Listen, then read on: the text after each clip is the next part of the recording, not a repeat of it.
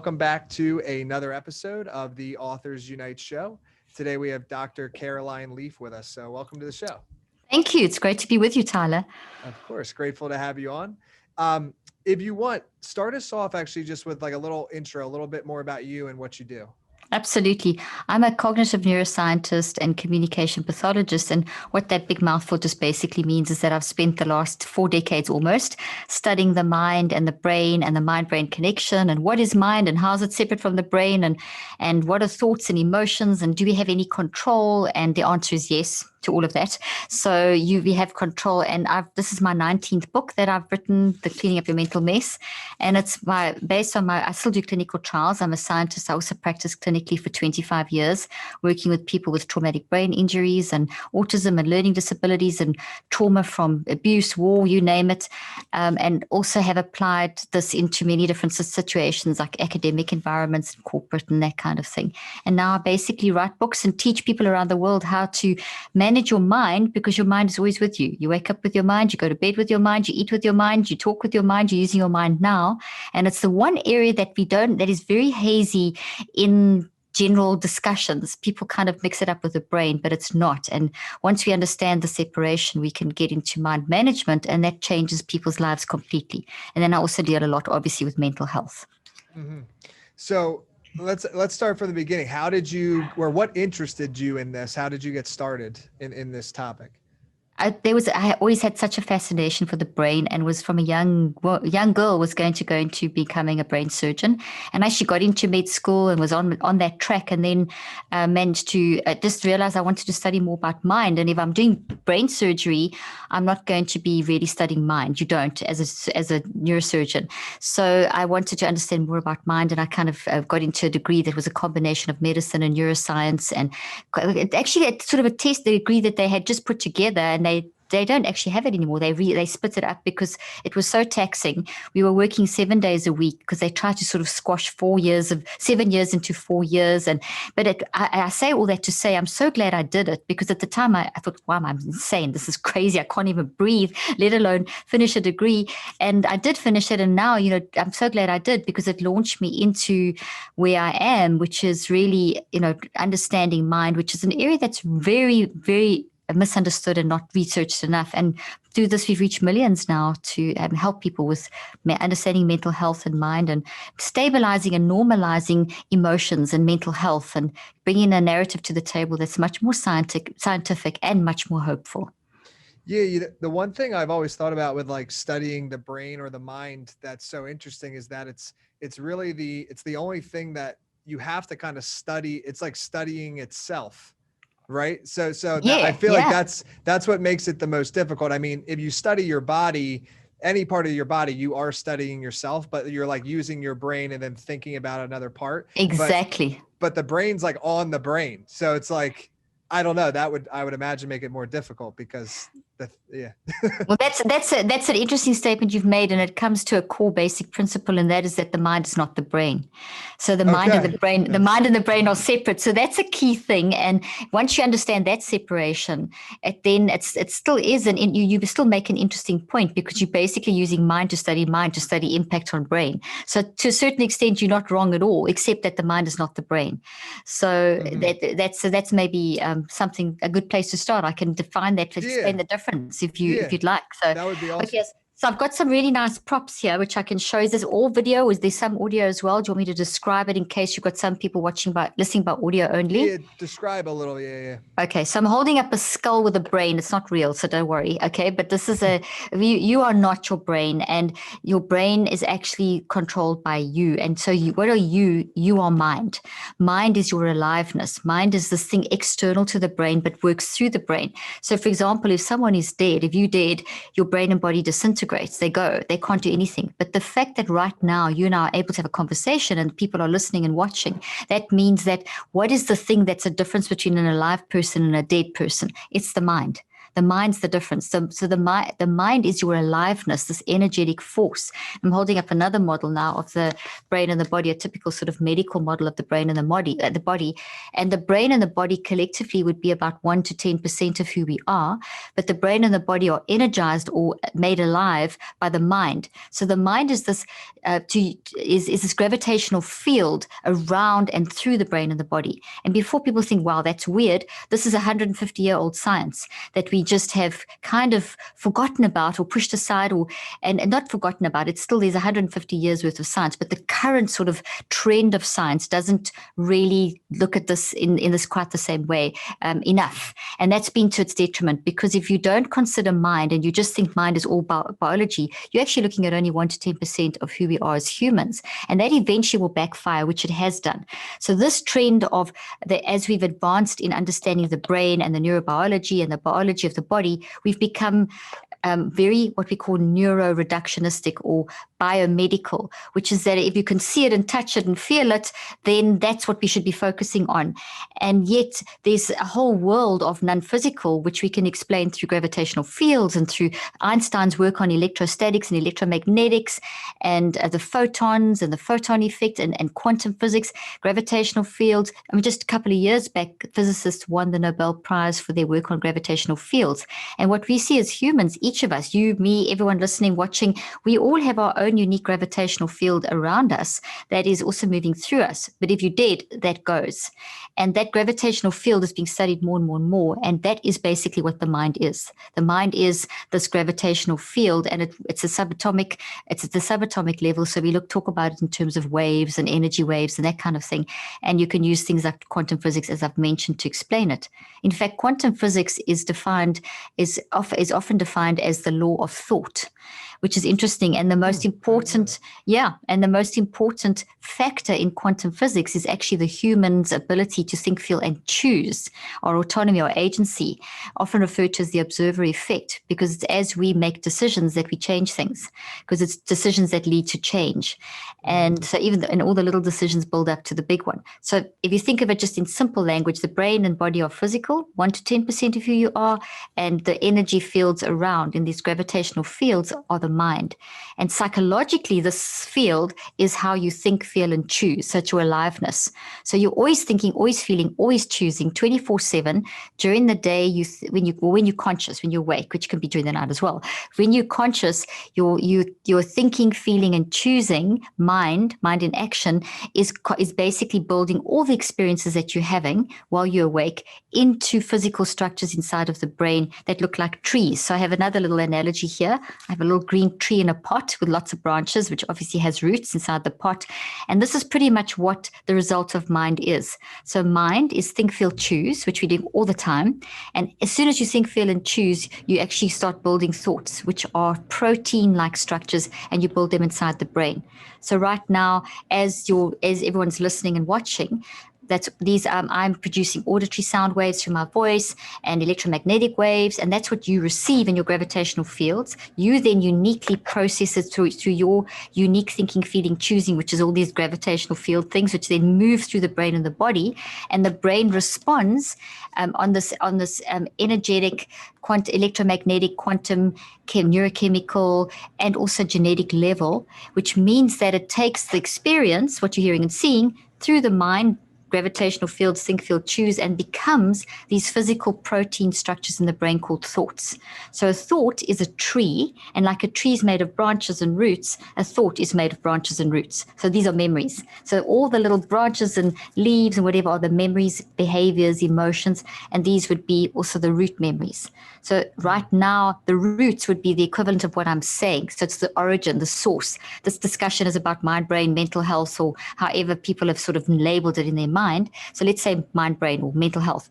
And so as I'm speaking and as you're asking me questions, that's all going into the roots. So you're converting the sound waves and all that stuff through your brain, the way I've described, and growing lots and lots of roots. At this point, there's probably close to 100 roots that you've made in your brain, made of proteins, and my words and visuals are vibrations in those proteins. And then as you build that, you immediately grow a little trunk and these branches and leaves, and that's your perspective or your unique interpretation. So if there's 1,000 people or however many listening to this podcast and watching, they're hearing the same thing, so same roots, but your interpretation, everyone will build their own interpretation based on your existing experience. Because as I'm talking and giving you all this and you're doing all of this, you're building this, you are using your existing knowledge to make sense of what I'm saying and to kind of link it to existing networks. So we have this non-conscious mind, non-conscious, NON, that's this massive forest of all our life experiences that have gone through this mind-brain conversion into these trees, and they're all in this forest, and they're constantly being used and changed. And so as you listening to me now, they're popping up and down, and maybe there's some toxic ones. This is a toxic tree, a healthy tree. Maybe some of these are popping up because maybe you've had a bad experience with mental health or something like that, and that's reminding you of something as I'm talking. And we use that to inform our current thought-making process, which begs the question, which is super interesting, is how many thoughts do we build in a day? And it seems like it's in the region of somewhere between 8 and 10,000. And to build those, we have to be informed by other thoughts, because you don't build thoughts in a vacuum. And if you think of it, as you listening to me now, you've got a whole life experience behind you that's different to mine. So you're using that to interpret what I'm saying. So your culture, your upbringing, your experience in terms of religion or no religion, whatever, all of that's informing what you're hearing. And that informing is these things popping up and down. So any one thought that's been constructed is being influenced by at least 5 to 10 other thoughts. So in any one session of time that we're awake, which is on average about 12 hours, 12 to sort of 18 hours, or 16 hours, we are basically building about 8,000 thoughts and having an additional anything from 10 to 20 to 30,000 thoughts coming through our head. I mean, that's a big number. That's close to 50,000 events that are going on at any one moment. And that's mind. And all that can become a complete mess, which is why I talk about call the book Cleaning Up Your Mental Mess. Because I'll show mine too. I got my copy. Yeah, there you go. Yay, that's so good. I'm so pleased, because we as humans, we're all making a mess all the time. No one's exempt from this, because we really don't know what's coming up. I mean, we don't know what events and circumstances are coming around the corner. And so we kind of, we respond based on our experiences, I've been saying, but it's almost experimental. This think, feel, choose thing is an experimental process. So a lot of the time we do make a mess, but if we suppress the mess and keep the mess, then it becomes very toxic to our brain and our body, causing problems with inflammation and our heart and our brain. And I talk about that in the first half of the book, the impact of not managing our mind and how it even affects us down to the level of the DNA and the telomeres and that kind of thing.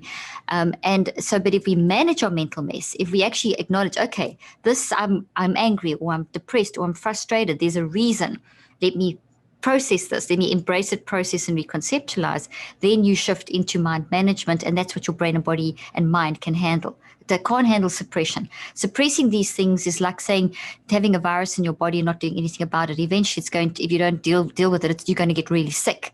Mm-hmm. And so a thought is as real as a virus. So that means that the way that our bodies respond to something like the COVID virus, with all the inflammatory factors sending out the B lymphocytes and T lymphocytes and macrophages and so on, the way that our brain and body's immune system responds to something like COVID virus, it responds in exactly the same way to a toxic thought that we don't deal with. So those traumas from childhood and those which come out in patterns in our relationships and how we run our life, those, if we keep them suppressed, they will explode in our brain and mind and body. So brain and body physically, that could be illnesses of any sort, problems with your heart, your GI tract, vulnerability to illness, etc., and also in your mind in terms of mental health. So mental health is not an illness.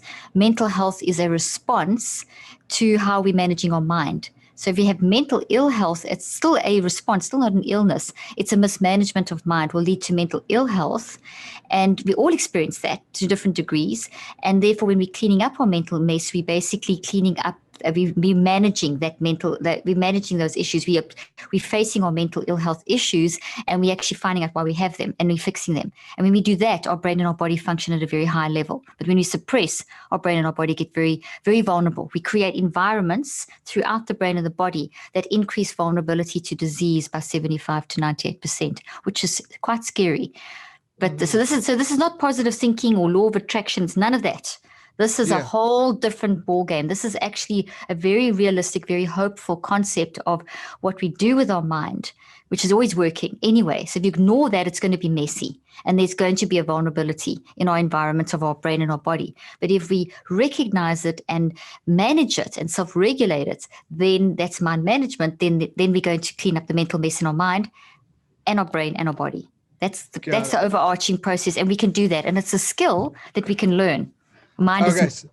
So I would love, so a couple of things real quick. One is, I love what you said there in the beginning based on past experiences, because that's what I tell people about books that I find so interesting is like, if you read a book now and then 10 years from now, or even with how fast things are now, even 1 year from now, the experience of reading that book will be dramatically different due to it reflecting or intertwining with your past experiences. So absolutely. So it's a completely different, it's almost like reading a different book at that point, because it's multiplying with different parts of your life that you didn't have at the initial read.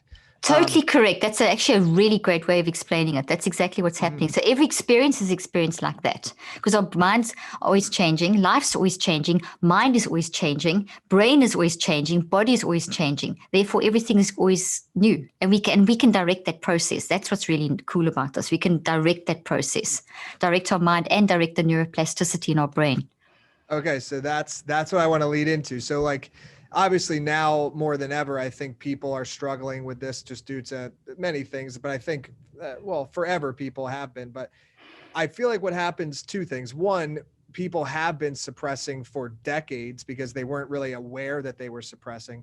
So I guess that would be my first question is like, how difficult, not just that, how difficult, and then how do you do it?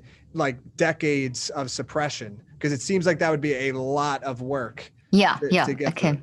Excellent questions and very good insight. And one of the things you mentioned, you're the first person who's interviewed me, who's commented, who's made this particular observation that I'm going to say now. And I have to say that's quite good, because I've been interviewed by hundreds of people. So you mentioned that for decades, people have been battling, and that's true. So already with that, just that statement, it already levels the playing field. We talk about mental health in this current environment, and it's this big, scary fear factor that's increasing, and there's a pandemic coming of mental ill health issues. That's the wrong story. If you're a human, which you are, and since the beginning of mankind, whenever that was, people have been battling with mental health. So mental health is not something new. It's simply being human, alive in the world, and all these crazy things that can happen, good and bad. So that's the first thing. We need to change this narrative that mental health is an illness and only happens to X amount of people. So we hear statistics like 1 in 4 people have got depression, and 1 in 6 are suffering from anxiety. And then you get all these statistics. And that is actually incorrect, completely incorrect. We hear that mental ill health is on the rise. Incorrect. Now people are saying, hey, but what about COVID? So listen to the rest of my statement here. Let me qualify it. 100% of people are depressed, not 1 in 4, 100. Not 1 in 5 are battling with anxiety, 100%.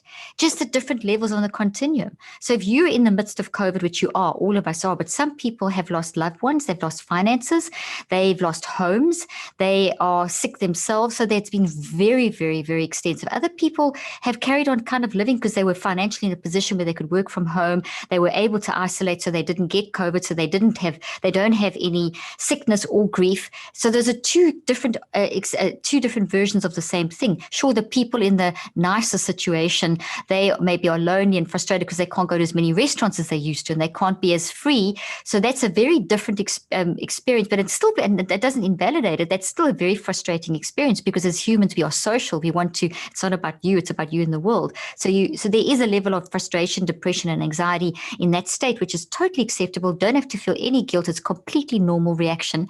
And then you get the other extreme where it's really bad, and that's also completely normal. If you're going through those kind of losses, my goodness, of course you would feel depressed and anxious. So the way that we are speaking, the way that the media and the science, a lot of the scientists are speaking about, and medical professionals about the upcoming mental health pandemic, really frustrates me, because it's created a fear in people that's going to make it worse. They're saying it's the worst pandemic, and I mean it's the mental health it's just going to be, there's on the rise, and there's going to be a pandemic, and it's the next pandemic, and they offer to treat that is more labeling, more diagnosing, and more drugging. And that's already created such an issue, because prior to the pandemic, this whole philosophy of treating mind issues as an illness, reducing it down, what we call neuroreductionism, which I'm sure you've heard of, where you reduce everything down just to the biology, that you are your brain and everything's happening in your brain and there's all these neurobiological correlates causing you to be mentally ill. That's the message we've been receiving for 40 years and very strong in the last 10 years, very, very strong. So most people think, oh, if I'm depressed, I have a chemical imbalance. Meanwhile, that's not even scientific. It's been thrown out of science a long time ago. It's just a great marketing thing. And it's not even valid. Wow. I've heard that so many times. That's wild. Yeah, I know. More than 20 billion plus has been spent just in the States alone, has been spent by the National Institute of Mental Health on trying to find the neurobiology of mental health, and that they've never found it yet. There isn't a gene that's causing it. What happens is that we experience life like COVID, like abuse, like trauma, like being in a war-torn country, all the different ranges of experiences. And that we process, in life, we experience, we process it through our mind into our brain. And if it's toxic, we build these. That increases vulnerability of the brain and the body, as I've mentioned. And therefore, you're vulnerable to diseases, and that feeds back in the brain. And now we've got this negative feedback loop where your body's sick in response, and you still got the problem. So you're not able to deal with it. And so the cycle continues. And that isn't going to be helped to get a label and a drug, because the drug is causing iatrogenic problems, which is medically induced problems, because those drugs over long periods, and I'm talking about psychotropic drugs as in antidepressants, anti-anxiety meds, antipsychotics and stimulants, which aren't anti-anything. It's just a play on words that they've used there. They simply are anesthetics and stimulants that change that have psychoactive effects in the brain and change the structure of the brain. So they kind of anesthetize the pain. And that's why a lot of people feel when they take an antidepressant that they feel better, and they get a label and they feel better. And initially you may feel better because now you've got a name to how you feel, which is a nice thing to have.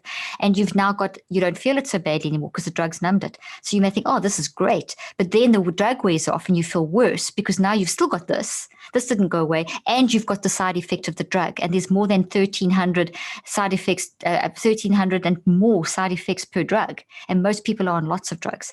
And then it interacts with other drugs that you do need, like heart meds. And I mean, I can go on and on, but it's polypharmacy situation that happens. And then so now you've still got the problem. The drugs worn off, and now you feel worse because you've got the side effects. And so we get this terrible cycle. And this is what's been perpetuated. It started 40 years ago, more or less. And in about mid-90s, they started seeing that there was something was going wrong. By the mid-2000s, they saw that the trend of people living longer had reversed completely. And that instead of people living longer, which they have been for decades because of advances in medicine and technology, suddenly by 2014, it's insane, it reversed. So now people are dying what they call deaths of despair, lack of hope, from preventable lifestyle diseases and disorders. Preventable. So here we are in this age, and people, so preventable lifestyle diseases means that our mind's being ignored. You focus on the biology and you ignore this, you're going to have this kind of thing happening. So we've hit this peak where we've got this kind of thing happening, and now people are dying younger. Bring that in technology, great thing, but mismanagement, we're gathering all this data, but we don't process it, which builds up toxic waste in the brain. We've got into hurry sickness, quick fix mentality. We have positive psychology and wellness trends and pop culture, there's a lot of good in it, but there's also a lot of problems because it creates this thing of, okay, well, if I just do these 5 things or these 7 things or read these many books, I'm going to be fine, and 10 positive affirmations and 5 gratitude statements, and you're still not fine. So then, oh, what's wrong with me? And so it's created tremendous shame and a tremendous focus on the individual as being broken. And that's not the message that we should be getting at all. So the message that I bring completely kind of goes against that and says that, hey, life is hard. Since the beginning of time, it has been. You're going to have ups and downs, maybe more downs than ups for some people. And that is an experience you're having through your mind. Your brain is just going to do what your brain and body do what your mind experience. They just reflect your experience. Basically, they're reflectors of your experience. And if it's a damaging experience, damaged mind, damaged brain and body. But that's not the end of the story. You can, because your brain is neuroplastic, which means it can change, and it changes because of your mind changes your brain. So if you can get your mind managed, and if you can learn to be more in control of your mind by self-regulating it, you can then learn to be more proactive in managing the uncertainties of life, because we can't control the events and circumstances, but we can control our responses. So if we can start learning about what is my, and response means I think, feel, choose, and I respond. So I think, feel, choose, I build these and I respond toxically. I think, feel, choose, and I build this and I respond in a more positive way. Can you control this? Yes. Can you take these and fix them? Yes. Can you change them? It's a life journey, but that's happening anyway. And if we don't manage it, then we live in this. And this leads to burnout, overwhelm, feelings of like living under that giant apple tree that's got millions of apples, and you're sitting there and the apples are just hitting you and you just feel like you have no control. Meanwhile, we have control. So in my book, in the first half, I actually put my most recent clinical trials, made them very easy to understand with lots of graphs and things, just showing what will happen with an experimental and control group. An experimental group had all the brain testing and blood testing and biomarkers for inflammation and psychological testing and self-regulation testing, which is the system I've developed, and also looking at their narrative, the most important. Who are you? What's your story? What's going on in your life? And both experimental and control got that. The experimental group, however, got the neurocycle, which is the second part of this book, which is the system I've developed over these nearly 4 decades on how to systematically use your mind, to manage your mind, to direct the changes in your brain and your body, so to direct the neuroplasticity. And so the experimental group got the system in app form, and the experiment control didn't, but they had all the same testing. So the control group became very aware of all this stuff. So did the experimental, but the control group had no mind management. So they got worse and worse and worse through the study. So at each point when we tested them over the 9 weeks, it was the 6-month study, but the main part was 9 weeks, and then we did a follow-up at 6 months. They just got worse and worse and worse, and eventually became like so inflamed, DNA affected, everything. Obviously, we gave them the neurocycle at the end of the study. The experimental group got it at day 1. So we had people coming in that were so depressed that called themselves, literally actually all the people at the subjects, experimental and control, at the beginning of the study were saying things like, I am depression. Like that had become their identity. I am anxiety. I can't function because I am anxiety. I've got this neurological brain disease. And saying things like that, which are very traumatizing, and going, I can't sleep, I can't do this, all the I can'ts, all the how their life is just this one big burden. And that was their narrative, but nothing about the past, interestingly enough. Not much, more just, okay, this is going on in my life, everything bad going on in their life.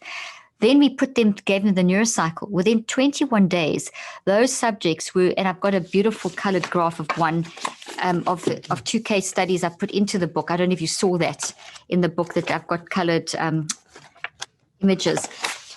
Here we go. So this is inside the brain, and that's inside the brain, and that's just the different energy fields that we look at in the brain. So delta, theta, alpha, beta, gamma, and that blue brain. This is someone who came in totally depressed. They would like literally suicidal. It was so bad. This was their last attempt. By day 21, you see the gray. That means that the brain has stabilized.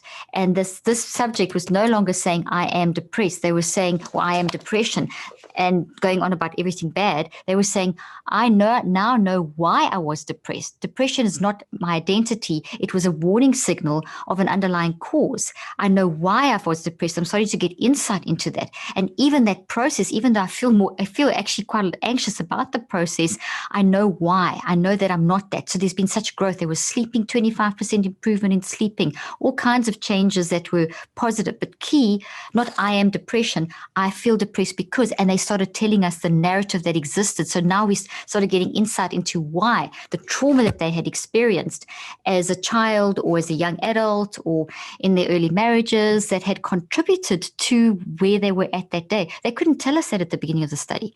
By day 63, which is the time it takes for behavior changes to happen, 21 days does not form a habit. It takes 63 at least, so 9 weeks. They were saying, okay, I now know why I have depression. I know I'll still suffer from experiences of depression. Depression's not an illness. It's a warning signal. And now I have very good insight into where it comes from. I can see what work I still have to do, and I know how to manage it. And that was sustained and even more growth at 6 months. The control group had the opposite. The experimental group had, for example, this person with the blue brain here. At the beginning of the study, their DNA was so week. So we look at telomeres. We look specifically at the telomeres, which DNA is a ladder. You pull out the chromosomes, they look like X's. If you cross your fingers, your fingernails would be your telomeres. And telomeres get longer and shorter and get strong and weak, depending on how you manage your mind. And also what your diet is, but your mind controls your diet anyway. So if you're eating a good diet, but haven't got your mind under control, you'll lose 80% of the nutritional value anyway, because your mind controls you getting the nutrition from the diet. So we saw that these subjects were actually stuck in, but their ages were, let's say, for example, just out of the, I'm not going to protect people's privacy. Let's say someone was 30. They had bodies of a sickly 75-year-old. So 30, sometimes 30, 45 years older than, so here you are 30 and you're sitting with a body of a sickly 65-year-old. That's increased your environment of your brain and body to be vulnerable to disease by 75 to 98%. And you feel terrible when your body feels like that. That feeds back into your mind. So you can imagine the feedback loop. By the end of the study, that gap had closed. Their telomeres had increased in health and had grown longer, which is what you want in order for your cell health, which means your biological health, the health of your organs, to be improved. So, I mean, that's just like this thing is real, and there's so much hope, because like in 9 weeks, you can change your life. And that goes to your question. How long does it take to heal suppressed trauma? Well, cycles of 63 days, which is not long if you've had 20 years of trauma. Yeah. Now, it may be that you go through multiple cycles, because in the process of uncovering the origin story, which is the roots of the tree, is you may in one cycle only discover that much, and then you need to do another cycle to discover that much, and so on. So you could go through 3 or 4 or 5 or 6. It depends on you, on the timing, on what happened, on how you can handle it, on the support system. So there's a multiplicity of factors. But the good news is that in cycles of 9 weeks, in this very systematic, organized way, for just 15 to 45 minutes a day, you can actually identify these and deconstruct them and reconstruct them. So the neurocycle teaches you how to do that, how to identify, how to embrace, process, and reconceptualize in a very safe, controlled, and systematized way, which is non-threatening. And so there's all the stopgaps I've built in to help if there's emotional trauma in the process, because it's going to get worse before it gets better. I mean, you've suppressed something for 20 years or whatever, and suddenly your life's this mess and you're so anxious you can't function, and you realize that you're at a point where you're suicidal, and you start digging in and trying to find out what's going on, because you realize, okay, it's now a make or break point, and you start looking at your signals of extreme anxiety and depression and non-functioning or whatever it may be, or suicidal ideation, and you see those as signals as opposed to an illness. You've already shifted your physiology. So here you are in this very bad state, anxious, not functioning, etc. And instead of saying, okay, getting a label and being told you're clinically anxious doesn't even help you. What's that going to help you? But if you actually start saying, all right, I recognize that these are helpful signals, that the anxiety is not an illness. There's nothing wrong with my brain. It's not my brain that's a problem. It's that I'm going through something. And sure, my brain is going to be affected. So it is, in a sense, problematic, but it's the result, not the cause. The cause is the experience you had, or the experiences you had. So the first thing is to actually embrace. If you suppress, it controls you. And then your brain is in that toxic state, because your brain's wired for survival. And this is not survival. This is like the COVID virus. It'll send out immune factors, because this is threatening survival. Eventually, if you don't deal with it, you get your body working against you. That's why illness comes. So that's why we have to deal. So once you start dealing, we see a lot of the illnesses start becoming better, and you start getting much healthier. But if you start saying, okay, this is really hard, but I see that anxiety as a helpful signal, as a messenger of an underlying cause, immediately you shifted 1,400 neurophysiological responses to work for you instead of against you. So the whole mind, action, and body is now primed for resilience. And even though you're still crying and you don't know what the issue is, and it might take you multiple 9-week cycles, just the mere fact that you've embraced it started the process. And then you would work through from the top of the tree, because the experience would be the roots. As I explained a little earlier, as people are listening to me, as listening to you and I, what they're hearing is basically the roots, but I'm giving good stuff. So let's hold up a healthy tree. So what I'm saying and what you and I are discussing are the roots, and the branches are their interpretation. Same thing here. This is the toxic experience. It's the roots. It's the original. It's the origin story. This is the perspective it's created. These are the emotions and the behavioral signals. And this whole thing manifests in what you're saying and what you're doing, how you're running your life, not being able to form relationships, battling with work, battling with just a child maybe battling with behavioral issues, learning problems at school, relationship problems, being aggressive, whatever it is, sleeping problems. Those are all, and normally it's a whole bunch of them together. It's always what we call comorbid. So with the mind management, you would then go from the top of the tree to the source over this very organized period of time, limited in a day. You don't spend all day on this. You spend in the detoxing, you just do it in limited times. At the same time, and I'll tell you exactly how to do it here. I have a chapter on how to deal with toxic traumas and acute traumas and all the different. There's also the other benefit of the neurocycle, which is this 5-step mind management process, is you can use it in the moment as well. So mind's always working. You can go 3 weeks without food, 3 days without water, 3 minutes without oxygen, but you can't even go 3 seconds without thinking. So your mind, you're always thinking, always feeling, always choosing. Mind is always in action. During the day, you think, feel, choose to build thoughts, and at night, you're sorting out the thoughts that you've built. So your mind's always in action. So consequently, if it's during the day and in the morning you've done your trauma work, but during the day life happened, you read that, scroll through Instagram, and there's that one Instagram that makes you feel like you've got imposter syndrome, or another Instagram that makes you feel envy and jealousy, and now it's consuming you because those are toxic. But if you let them consume you, they are toxic. But if you say, okay, I own it. I own the envy. I own the jealousy. I'm feeling this because of, and you actually do the work, because as it happens, you grow this, and there's the envy. Read the Instagram. That's what they've got, blah, blah, blah, envy, jealousy, and this whole toxic thing builds. But I can, in a few seconds, say, okay, this is what I'm feeling. And as quickly as I've built it, I can unwire it. And so I feel the envy and jealousy because of this, and this. You gather all the signals, which is the first step, gather awareness.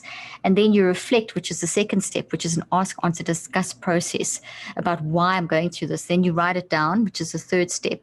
And then you recheck it, which is checking what you've written. And then you do an active reach. You can do that in 5 seconds, in 1 minute, which then can help you get that under control so it doesn't impact the rest of your day. You get in a conversation with someone and they say something that totally throws you. And now you feel yourself, oh my gosh, and you just feel like torn up inside. But you've got to still go through the rest of the day being a parent or working. You can do a neurocycle then. You can say, okay, well, this is how I'm feeling. This is why. And you go through the 5 steps and you can bring it back under control. So call the in the moment stuff neurocycle life hacks. And there's a lot of examples in the book. And there's also an app called the Neurocycle app, which is great because it works with this. It's on Google and iTunes, normal app store, and then it's the audio-driven version of it. So it's both aspects, and the more you do it, the better you become. That you just find yourself automatically neurocycling. It's a lifestyle for me now. I'm not saying that I'm never a mess. I make a lot of messes, but the difference is that I recognize it very fast. I can get myself out of it and through an issue very quickly, so I can keep going and doing whatever. It doesn't control my next moment. So this toxic moment will not control that next moment. And if it does, I know how to catch it quicker. So sometimes I'm good at catching it immediately. Sometimes it may take me a few moments to catch it, or even an hour or so, but it doesn't go on for days at a time or weeks at a time or the whole day. And I'm also always recognizing the patterns in my life to be able to detox them in the fixed 15 to 45 minutes that I spend each day. So I've got a chapter at the end of the book with how you kind of put this all together. And it's not something, it is to learn it, yes. It takes a bit of time just to understand the principles and learn it and that kind of thing. But once you've got the hang of it, I do it when I'm getting ready, and I automatically do the neurocycle. It's not that I have to go now take out a book and do something and do some technique. You're doing it anyway. You just do it. Your mind is doing the 5 steps anyway. All I've done, your mind is doing the 5 steps on an unconscious level at 400 billion actions per second anyway. You're either just doing it in a messy way or an ordered way. All I've done with my science and clinical trials and research, and now this book, which is my number 19, by the way, it's my 19th book, is put this into an accessible format that no matter what age, no matter where you live or who you are, you can use this to help you manage your mind. And it's a skill we can learn. Mind is a skill we can develop and learn. Now, that's a long answer to your question, but you're welcome to unpack it in any way you want. No, I absolutely love it. It seems to me like, as you were talking with neurocycle, that's one of the things I love about it, is it's something that you can implement into your day to day, and it becomes kind of second nature Yeah. as you continue to practice it. And it seems to me it's just a big shift. Like, obviously now I think one of the biggest issues is related to tech, in a sense of, we'll just use TikTok as an example because it's the easiest example. Yeah. So say if somebody were to be on Instagram, feel envy, jealousy or something, they would, I guess naturally, I'm just thinking like a lot of people might like numb themselves by just like going to another app and like Yeah. TikToking for 20 minutes and being like forgetting about it. But what they actually did is bury it. Exactly. And then it grows in. Phew. Yes, exactly. So instead of doing that, and it seems almost like the neurocycle, I mean, it's almost just as easy in a sense of doing. So it's just a better transition, no more difficulty. I guess maybe Yeah. it takes a little bit more thought, obviously. But With that's a good thing. self-regulation, it's exactly, that's a good thing. It's self-regulation. You said that beautifully. It's a better transition, and maybe in the moment, maybe the trauma so much, in that acute trauma so much that you need a tiny distraction. So then maybe use the TikTok for 20 minutes, but then you're going to have to make a decision at some point to come back and sort this out, because otherwise it controls you. That's the key thing. It takes away your sense of agency, and when our sense of agency as humans is taken away, or we feel it's been taken away, that increases a feeling of hopelessness, which then is going to increase feelings of depression and despair and being overwhelmed and hovering anxiety and all those scary words. And it can get so bad. I mean, people get so abused at some points, go through so much trauma like war and war-torn countries and multiple abuses, that their minds can split. So they can't even use distraction, but their mind split is a form of coping. So distraction is a form of coping, and temporary distraction is okay as long as you deal with the stuff. But when a person's mind really splits, it's that it's so hard to deal with it that the only way they can cope is by going into an alternative reality, which may be another personality, just to cope. And sort of that's how they deal with the terrible things that are happening to them, or they hear voices and that kind of thing, which doesn't mean they're ill. Sure, the brain and the body are going to be damaged in the process, and they'll have a white blood cell count that'll be insane and that kind of thing, and glucose levels that'll be crazy. But once you lovingly and kindly and supportively help that person to get to a point where they can actually start learning to self-regulate, and you do that through there's a therapeutic version of the neurocycling that a therapist would then use more externally to help the patient. And then once the patient is at a point where they can learn to do it themselves, then they can move into the stuff that I'm talking about in this book. But I mean, I've had extreme success over the years in my practice with people with extreme states of where they've been labeled bipolar and schizophrenia and schizophrenic and that kind of thing, and be given these hopeless diagnoses, of helping them to get to the point where they're independently managing their mind. Doesn't mean you're not going to have depression. Let's face it, as a human, it's part of life experience. And that's really what I want to try and get through to people, is it's really okay to feel depression and anxiety. It's what you do with it, and it's how you view it. And in the West, we have this really crazy philosophy which developed over the last 40 years of seeing it, as I've said, as an illness. But if you see it in a way that it is helpful, as a helpful messenger, which is funny enough how the Eastern philosophy is, it's any kind of emotion is a helpful messenger, whether it's positive or negative. And it's telling you something. And if it's negative, it's something you need to fix. If it's positive, it's something you need to grow. So my research also, I thought, okay, I'm going to research that too. So part of the research in here is also showing that if you see it in this way, does it shift your neurophysiology? Absolutely. I mean, absolutely. And a recent study came out of Tokyo in Japan, at the University of Japan in Texas, also confirming this, which was really nice, because my research had just been done and written up, and then I saw this study. So, and there's many like that. And that's it's so hopeful. It's so, it's okay. We can all be relaxed together. I mean, you think of it this way. You go to a dinner party with friends when we can not, when we can connect. Let's say you go out for dinner and you do all the right things, mask, whatever. And someone says to you at the table, hey, I've got a neuropsychiatric brain disease. Like everyone, the table will go silent. Because we don't know because of what we've told people, because now that person is seen as a crazy person. Be careful. They may be violent. They're weird. That's what's going through the person's head because of the messaging. But if that same person said, oh, guys, I had this like really awful experience, and then I realized it is actually from this childhood experience, and I realized this is why I'm doing this, everyone's going to lean in and say, oh, wow, I'm so sorry. Yeah, I had something. And then suddenly the community starts, the connection starts, and we start sharing, and people share their stories. And that's how you process. So you're embracing it and in processing it. And then you both maybe all crying at the table and hugging, and if you're in the same family or socially distanced, air hugging and so on. I mean, I have to stress that because really masks and social distancing is very important. But basically what I'm saying is it's two different scenarios. And the scenario that I've painted is the correct scientific one. And that's how we can heal a society, not go and relabel and medicate. So that's hopefully what this book is going to bring through, is that more hopeful message of, what's gone wrong and what can be improved. And, just one more thing I mentioned in the beginning, and I didn't finish completely explaining that because I wanted to say all of this, is that for years, the trend of living longer reversed. Now people are dying 8 to 25 years younger than they should. And with COVID, it's increased by a year. And so and people in between the ages of 25 and 64. So at the prime of their life, people are being knocked. So kids are losing parents and the workforce is losing workers in their prime of their career. And that was pre-COVID. So this 40-year philosophy of ignore mind and just label everything and too busy and wrong foods and not get your mind right to eat the right foods and to make the right choices and exercise choices and manage technology correctly. It's all a mind-driven process. So if we haven't done that for 40 years, we're now paying the price. People are dying younger. But we can reverse that. That trend can once again be reversed if we bring mind back hugely into the equation.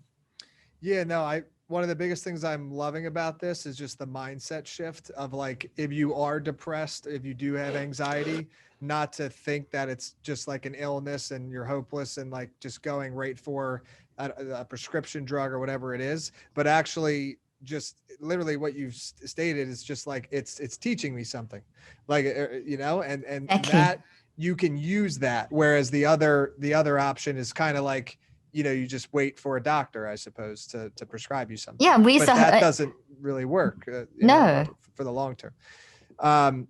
So I know you're tight on time. So I want to leave the floor to you. If there's anything else you want to share, please do. And then let people know where they can get the book, your website, and anything else for people to stay in contact with you. People can get the book wherever books are sold. So they can go to my Instagram handle is Dr. Caroline Leaf, and all my social media platforms are that. So they go straight to it'll take you to the book website, which is cleaningupyourmentalmess.com. And if they can order the book, and from that'll take you to wherever books are sold. So you can get it wherever books are sold, and even on our site as well. And that's basically it. My Instagram handle is Dr. Caroline Leaf. My webpage is drleaf.com. And I have a podcast, which is ranked one of the best in mental health, helping people with these things. And it's also called Cleaning Up Your Mental Mess. So if people want to subscribe to my YouTube channel and to my podcast channel, they can also get access to all of this information there. Perfect. And thank you again for coming on. It was incredible to have you on the show. Thank you so much. I really enjoyed it. I thank you for your insight and good questions.